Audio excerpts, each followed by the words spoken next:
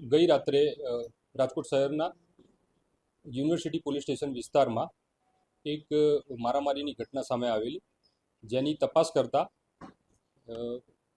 ઈજા પામનાર વ્યક્તિ ભાવેશ વણવી નામના ઈસમને ફરિયાદમાં જણાવ્યા અનુસાર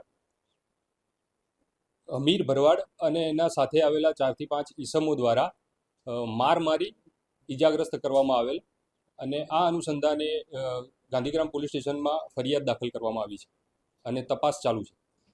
મેં જણાવ્યું પ્રમાણે રાત્રે એને સિવિલ હોસ્પિટલમાં એડમિટ કરેલો, બાદમાં આજે વહેલી સવારે ડૉક્ટરોએ તેને ફરજ પરના ડૉક્ટરોએ ઈજા પામનારને મરણ જાહેર કરેલ છે. ફરિયાદમાં મરણ જનારના મિત્ર દ્વારા ફરિયાદ આપવામાં આવી છે અને ફરિયાદમાં જણાવ્યા મુજબ